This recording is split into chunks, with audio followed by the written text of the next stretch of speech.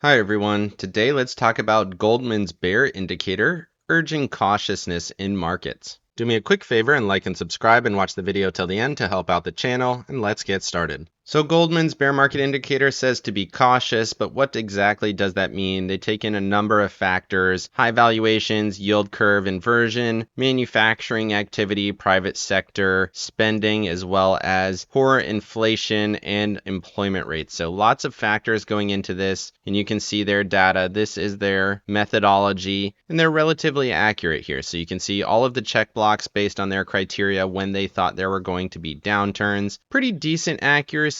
On the economic front, you can see unemployment giving you that highest percent accuracy at 83%. Shiller PE also very accurate. Some of these other factors are less accurate but still play a role. And you can see stock valuations, not a great trigger. Yield curve, pretty good trigger, but it's hard to know exactly when it's going to hit. 18-month treasuries are now maturing, which could start to affect that yield curve more. Manufacturing activity, we've been seeing that soften. Inflation obviously has been high. And then that unemployment rate has been ticking higher here more recently. So what is it saying now? All of these factors accumulate into this graph. And once they start to get into that 70% range, you can see those have been times when we start to see recessions. And historically, that is one of the high points for this indicator. So what does it say now? Between all of the different factors, 71% chance we're going to see a bear market. And you can see that unemployment rate at 4. That is an 84 percentile, and that has actually stepped up to 4.1. So definitely interesting. And 71% is a high percentage.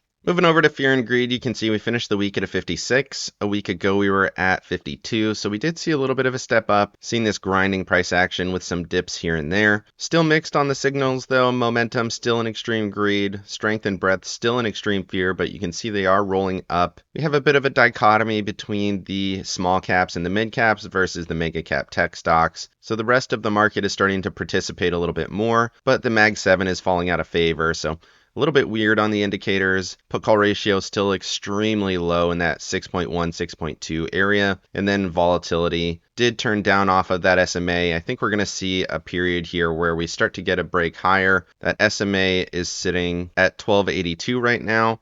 You can see this previous low was right around that 13 area. So the SMA on the VIX definitely getting into some historically low levels. And then looking at bonds, still in greed here for both of these. Safe haven demand did dip a little bit over the last week, but it's still finished in regular greed. Moving over to the AAII survey, this is a massive number here on the bulls, 49.2, almost at that one-year high of 52.9. You don't see numbers that high super often, and that's where we are now. So markets almost in that fully bullish sentiment, which to me is a contrarian metric, so something to consider there. And then you can see neutral here, 29.1, nothing crazy. And then the bulls historically low there at 21.7, lower than we've seen in the past month, even though we've been making record highs seemingly every day. Moving over to seasonality, this next week is supposed to be quite bullish right up until the 18th or 19th, right in this range. So we're supposed to stay in that bullish period, but it just doesn't seem like it. Just understand it is bullish up until that midpoint, and then it's sideways choppy, if not bearish. So we'll see how it plays. Markets seem to be in that topping pattern, so maybe we get just another little push or two before we start to see that sideways choppy or downward movement. Moving over to the calendar here, you can see it is a third week options expiration.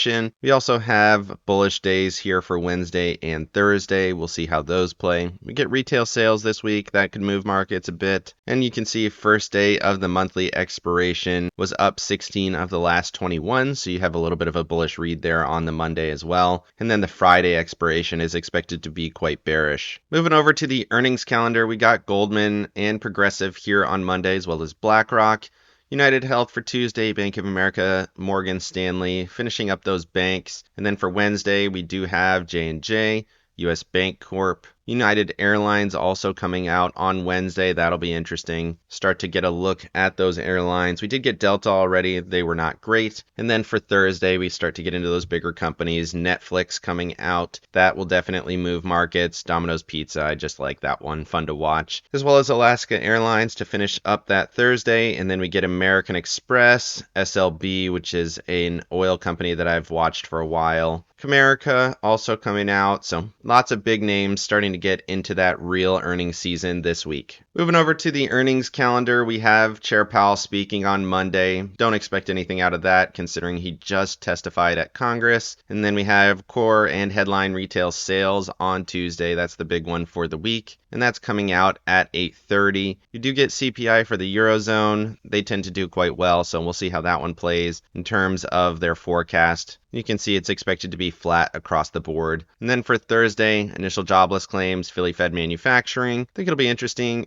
Pretty decent step up, actually. 1.3 to 2.9 for the forecast. We'll see how that one plays. You also get ECB interest rate decision. If they cut, I think that's going to be another pressure here for the Fed at the September meeting. And then for Friday, there's nothing important. So that'll wrap it up. Not a ton of data, but retail sales and a little bit of inflation data. Moving over to Max Pain, stock price finished at $559.43. Max Pain all the way down at $540 on an options expiration. You can already see 3.1 million options. Put call ratio is high at 3.74. Interesting to see that considering what we're seeing on the overall put call ratio that we saw on the Fear and Greed Index. Puts here at 550, nothing crazy. 545 makes a little bit more sense. Call wall here 562. Top of the puts is still up here around 561. So again, not a ton of upside in my opinion, but there are a lot of puts once you get to 550 and 545. So looks like a bearish week potentially based on the options for the SPY. And then looking at the Qs Max Pain, you can see call walls 490, 500, some decent puts in there, 490, 493, but you don't really see any major puts until 470. So lots of puts deep out of the market, 475, not a ton of call walls at those lower levels, 480. Put call ratio quite low here at 1.5, again indicating that we could see a little bit more down move. 1.6 million options, not a ton relative to the SPY, but that is pretty high for the NASDAQ. So a finish between 480 and 490 does seem to make sense, which would be a very substantial down move from that 495 price. Moving over to the SPY here on the weekly chart, you can see it still was positive 0.86, even with that big down day that we saw on Thursday. We were able to make up some of that money on the Friday session for the SPY. And then you can see this structure still broken out, has not retested that trend line. So momentum still bullish, RSI 77.69, still just below that previous peak 78.98. So you still have some divergence with that much higher price and a lower RSI read. So we'll see how it plays. If you get about one, maybe two more up weeks, we could see that divergence break down, and then we'll see what happens from there. But structurally no change on the weekly chart. And then moving over to that daily chart on the SPY, you can see we've been in this structure for a while. We are hitting that upper trend line. We hit it on Wednesday, big down day Thursday, recouped some of it on that Friday session, but honestly this looks like a double top or potentially a lower high if you're looking at your closes. So topping pattern seems to be coming in here, and if we do see a Max Pain finish, that's going to be a pretty substantial down move. Max Pain's all the way down at 540, which is back down at the lows from this consolidation back in mid-June, and that would also put us below the 9 and 21 as well as VWAP. And then your next zone of support would be this lower trend line around the 55 down at 532.39. Otherwise, momentum still bullish. RSI waiting to see if this breaks down on the SMA. It's right there. The SMA is flat, right at overbought conditions, so that could give you a little bit of an indicator that we might be seeing a little bit of a roll down, and this is truly a topping pattern. Moving over to the Tasty charts, you can see we are right at that upper ATR band on the weekly chart. That's at 560.22. Hit that upper level, gave it all back. So we're right at the upper ATR. Doesn't mean that we can't get extended like we were here, and that lasted many, many weeks. So you could argue maybe this is just the push we saw here at the beginning of January, and then we saw a rally all the way up until the peak in March. So a couple of weeks, certainly possible. ATRs continue to trend bullish, momentum a little bit bullish. Really haven't seen any volume on this most recent run. Would have liked to see some volume pushes like we did on this other rally, but we haven't really seen that yet. And then looking at that daily chart, still at the upper ATR, same zone there, 560.18. Hit that over the last couple of days, continuing to give back. And you can see that strong rejection from that level on Thursday, could not get above it on Friday. So still in that zone of resistance. Doesn't mean that we're going to pull back a lot. ATR support is at 548.19. So right in this consolidation high from this mid-June time period, which would only be about a 2% pullback hold that zone, and then you could get another push back up into the 565, 568 zone, just estimating where that upper ATR band would be after you see the pullback and a rally back up to resistance. Moving over to the NASDAQ, you can see it was actually down 0.3% on the NDX. Did touch that upper trend, so we did hit the price target 20,664. High of the week was 20,690, so we did hit that upper band, rejected immediately from there, hit this lower band, and then finished basically unchanged on the week. Momentum still flat here, stepping up just slightly, and you can see RSI did decline from a 74.96 to a 73.95, so might start to see this roll over a little bit. 9 EMA sitting down at 19,400, and looking at that daily chart, you can see that big down day on Thursday, hit that upper band, immediately rejected from there after having that really good CPI news, hit this lower trend here, bounced slightly, so I have a level at 500, couldn't quite get there, and then it did pull back towards the end of the session. You can also see huge volume on that selling day, so expecting a little bit more downside. 486.84 seems like the next zone of support if this 492 level breaks. Also got the 21 EMA sitting there, 485.59, as well as VWAP sitting at 485.38, so all in that same zone of support. Seems like we're headed there. Might see a little bit more topping pattern before we get there, but momentum bearish, RSI bearish, and starting to see some of those indicators look weaker on the daily chart. Moving over to the Tasty charts, very similar to the SPY. You can see that upper ATR band, 495.69. We finished just barely below that, 494.89. So hit the upper band, rejected from there. Momentum still bullish, which is interesting. This volume weighted MACD has been swinging to bullish for a bit. Maybe we see just a couple of more weeks similar to these previous upper ATR hits. We got it here, a couple more weeks. Hit it here, a couple more weeks. So doesn't mean we're going to turn down immediately. Could see a little bit more trending higher up into the 511 area. Doesn't really fit with the Max Pain thesis though. ATR support 443.60 on the weekly chart. And then moving over to this daily chart, you can see that same push, upper ATR, a couple of days, pull back, both of those cases. Hit it here, pulled back. You can see we were above it for 4 days before we gave it back. Sitting at that 8 EMA 493.49. ATR support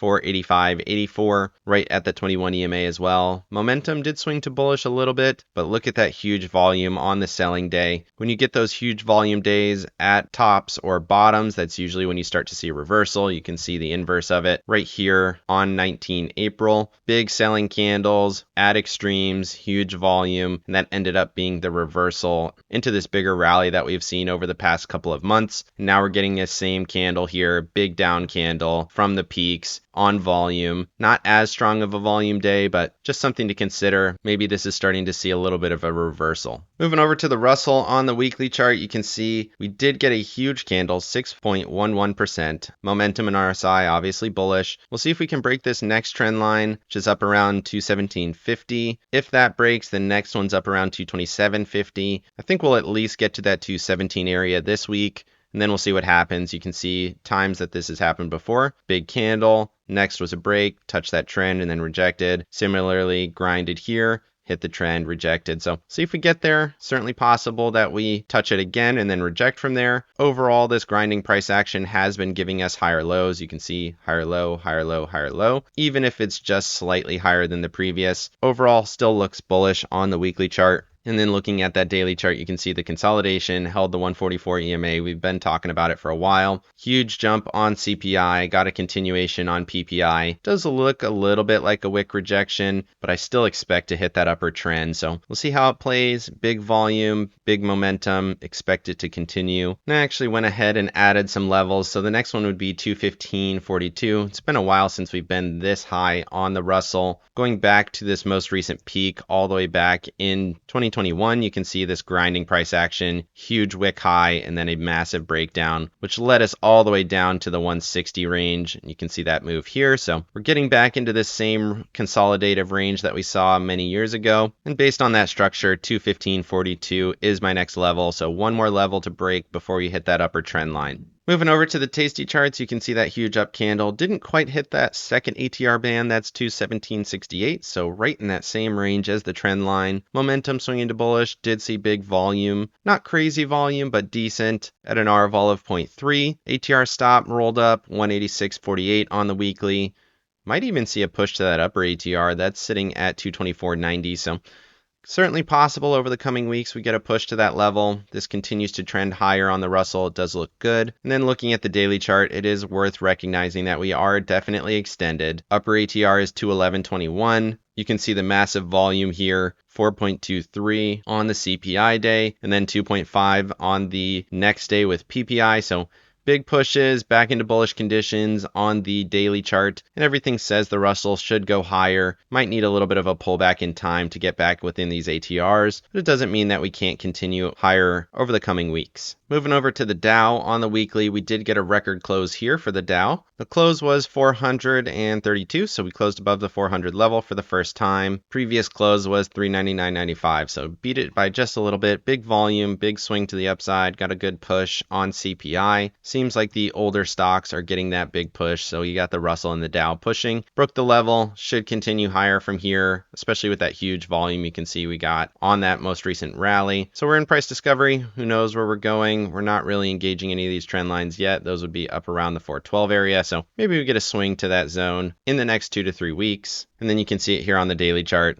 The SPY and the NASDAQ were down on Thursday. Dow was flat, got a gap up and rally right through the level, wicked these highs. Still need to see a little bit of a break of these wicks on a closing basis, but momentum ramping, volume ramping, RSI did hit overbought conditions, but overall still looks good in my opinion. Moving over to the equal weighted S&Ps, you can see we did get a strong candle, 2.96%, broke 167.53, next level 169.76, which is the highs from back here at the end of March, so seems like we're going to touch that at least a little bit. Got very close. High of the week, 169.36, so missed it by about 50 cents. Going to touch that level in my opinion. Momentum swinging to bullish, RSI. Bullish also had good volume on the week. And you can see it here on the daily chart. 3 bullish candles in a row. Might see just a little bit of a pullback. It's definitely extended, but we've been in this structure. We broke that here on the Thursday, got a gap and rally. Honestly, I'm surprised we didn't touch that level on Friday, but probably going to touch it on the Monday or Tuesday session. Everything looks like it's set to go bullish. We're not even overbought yet at a 68.06, so equal weighted S&Ps makes sense that it's rallying with the widening breadth. Moving over to the ratios, looking at the SPY Russell and NASDAQ SPY, obviously the Russell was the massive outperformer here. You can see this big move up. We've rejected all of that, headed towards the 21 EMA at 2.57. Expecting more Russell outperformance. Might actually start to see this change structure here off of such a big move. You can see we've had moves like this, big wick high, pulled all the way back to the 55 EMA, which is currently sitting at 248 right down here at this trend line. So if we do get another move, we should see at least a couple weeks of Russell outperformance. And similarly, we've seen moves like that on the NASDAQ SPY. Big peak, pulled back, so SPY tends to outperform during periods of weakness. And if this structure here breaks, then we're probably seeing a pullback to 355 or maybe even the 21 sitting at 353. So seems like the Russell is going to be the top performer and the NASDAQ's probably going to be the worst performer. Moving over to the SPY divided by the M2 money supply, you can see that 0.86, very similar to what we saw on the previous. Didn't quite hit this trend line here, so we're continuing to grind in this range. 27.25 is the next level of resistance. We might get there, which would be a decent up move, another 1 or 2% higher. Momentum bullish, RSI still bullish. But I actually want to jump down to the daily chart on this one just to see what that looks like. You can still see that big down day on Thursday, still looks like rejection. The money supply contraction did slow down just a little bit. The Fed balance sheet was flat on the last print, so we'll see how this plays. I think it's probably going to roll. 21 EMA sitting all the way at 26.26, which would be a pretty decent pullback from current price.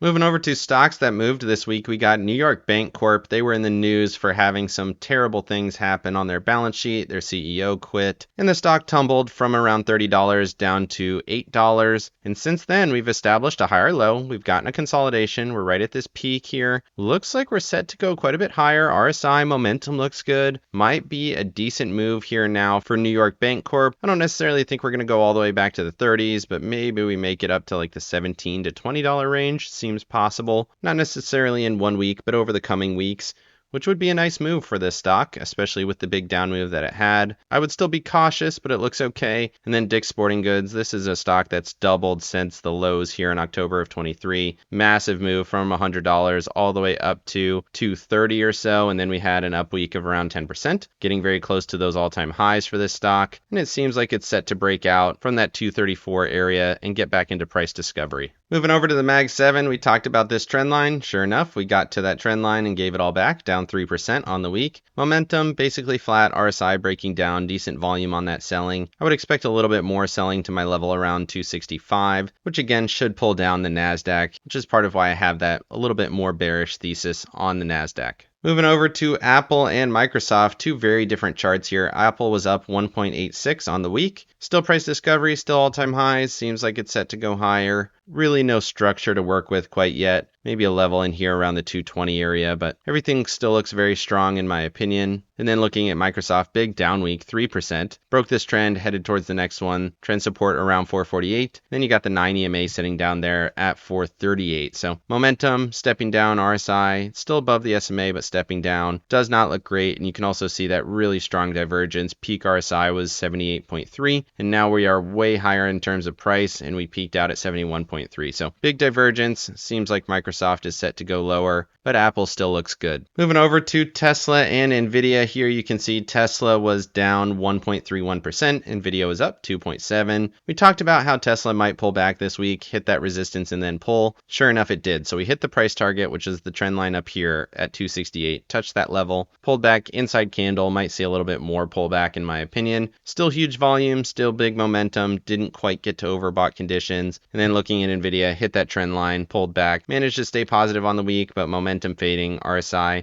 caught a bounce on the SMA, but seems to be rolling down still in my opinion. Moving over to Meta and Amazon, these looked awful. Meta was down 7.6%, fully engulfed the previous candle, so this is a double top now at this point. Overthrew it a little bit, and now we're selling off. Momentum bearish, RSI bearish. I would expect this to continue lower and probably take out this midpoint, to be honest, and then that lowest EMA would be the 55 down at 393.98. We'll see if that holds, or if we even get into that range. 404.91 would be the support in that zone, but this definitely looks a lot weaker here now in my opinion. And then looking at Amazon, hit the trend, rejected. That's 3 times in a row now. So we hit it 24 June, touched it 2 weeks ago, flat at that level, and then rejected, down 2.75. Support is down at 188.61. Structurally, still bullish. We did make a higher high technically, but I think we're at least going to retest this previous high, establish that higher low, and then we'll see what happens from there. Moving over to Staples and discretionary. Staples was positive 0.09. Discretionary is still the better place to be, 1.16.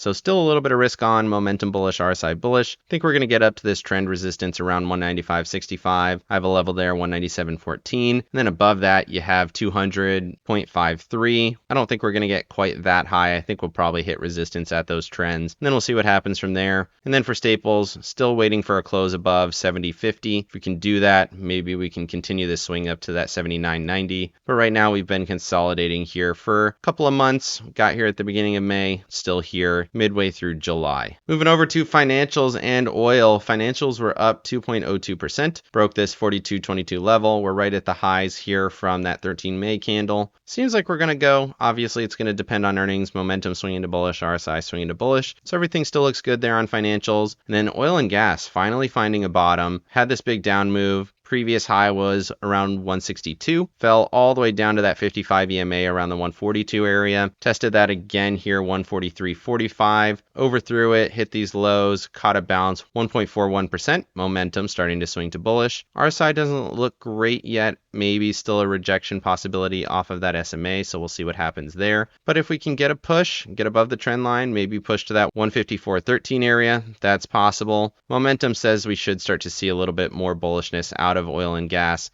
especially with the move that we saw on the oil commodity. Moving over to oil and gold here. Oil was down on the week, 1.14, but you can see we had 4 bullish weeks in a row, not the same as what we saw in the oil and gas stocks. Momentum bullish, RSI still bullish, still holding that 81.97 level, tested that and the trend line, held those, still looking for a push up to that 86 area. And then looking at gold here, you can see 2 weeks in a row bullish, 2.75 and then almost 1%, still looking for a test of that 2.225.09 level. That was the price target. We talked about it 2 weeks ago. Still think we're going to get there. Momentum swinging to bullish, RSI, it's right at the SMA, so Critical point there, would like to see it break through. Momentum did ramp on this candle, so I would expect a little bit more follow through on gold. Moving over to RIOT and Marathon, both of these had an okay week, 1.71 and 2.97. Still think these are going to swing up pretty strongly here. We technically closed above this downtrend line, haven't seen that in a while. Big wick to the lows, big push, volume coming through. Momentum looks like it's about to step to bullish, so consolidation, looking for a push above that highly traded zone at 1073. RIOT looks okay there. And then similarly here, looking at Marathon, it's been holding this 1878 level. Tested that again this week, ended up positive after the up week that we saw 2 weeks ago. Similarly, momentum swinging to bullish, RSI looks bullish. And if this does push, I think there's a lot of room here up to these previous highs, maybe $27, right in the same range as that trend line there. So potential for a $7 play, really strong push, a candle more like this one here, where you saw a 30% move in just 1 week. Moving over to breadth, 20 and 50-day breadth, you can see huge candles to the upside on both of these, 87% and 56% respectively. Getting close to that 8650 level, that is an interesting zone. You can get there and grind for a while like we saw back here in November, December. So it doesn't mean we're going to turn, but we are starting to get into those upper ranges. If you get to the 98 area, that's usually where you top. You don't see that very often. You have to go all the way back to April of 20 to see that kind of a move. So we'll see what happens. Definitely getting into those overbought conditions. Momentum and RSI still bullish. And then looking at 50-day breadth, huge move here, took out a bunch of levels, still at 68. So there's more room, 83, 83, maybe the 92 area, the same levels that we saw here in December as well as April. Moving over to 200-day breadth, similarly big up candle, 11%. Still pushing towards that 76 area. This was still a low, lower low, so you could see a lower high here, lower high, maybe a third one coming. Then we'll see what happens. Momentum swinging to bullish. RSI did take out the SMA. You can see it did that last time and then broke down. We're up above it again. We'll see what happens if it breaks down or if it holds and actually pushes back to these previous levels. See how it plays. Right now, you could argue this is slowly grinding lower, but we should be in a short-term upswing at a minimum. Moving over to the dollar here on the weekly chart, you can see another down week, closed on the low, 0.75. Huge down week with inflation, another move lower here. 103.6 is the current price target. We closed below all these previous lows here. We're right at the wicks now. We're below the 55. 144 sitting down there at 103.17. See how it plays. It looks like the dollar's headed lower, which should be bullish for equities. Moving over to yields, 2-year cratering. You can see falling knife 2 weeks in a row. 10-year, it is falling, but not nearly as bad. Still in this kind of same consolidation. Momentum and RSI on both of these bearish makes sense, but we're getting close to those normalized conditions. You can see 4.45 and 4.18 getting within spitting distance of each other. It seems like the 2-year is going to continue to fall down into that 4.25 area, or potentially as low as that 4% area as we start to see the likelihood of cuts continue to gain. And then the 10-year still hovering in the same zone. Maybe it gets as low as that 4 range, and then we'll be right in that same level parity around that 4.7 area. So we'll see what happens. Still going lower, but the 10-year falling much slower. Moving over to bonds, you can see J&K had a big up week, 0.69. It's right at this level here, just short of it. Momentum bullish, RSI bullish. I think we're probably going to break through there, get to 95.61, then we'll see what happens. We're above all the EMAs and SMAs for the first time. We're above all the EMAs for the first time in a long time, above that 144. 200 still sitting way up there at 98.82. Might see mean reversion. That would be crazy, up to that 98 area. And then similarly here on TLT, big up move, 1.5%. Momentum bullish, RSI still bullish. You could argue low, higher low, higher low. See how that plays. Still have a bunch of structure. I think we're going to get up to this next trend line. Around the 96 area, 96.50 is the level. We're above all the short-term EMAs. 144 is still sitting all the way up there at 108. I think we're probably going to get there at some point. Obviously, it's going to take a while. I think you could certainly make an argument for that 100 level that we saw back here in December. So we'll see how it plays. Everything on bonds still looks bullish, and I still like it over the medium to long term as well. Moving over to volatility, move index cratering. We've been talking about bonds going up for a while now, but looking at the VIX, still in this same consolidation. It's been a long time. So we got here beginning in May. We're still here mid-July. We're right at this level. We've thrown a bunch of wicks. Really, there's no structure yet, but it just feels like we've been here a long time. I thought we were going to see a little bit more upswing this week with the slight up candle and some of the daily structure, but it's just not showing us anything yet. Moving over to my accounts, I managed to do pretty well.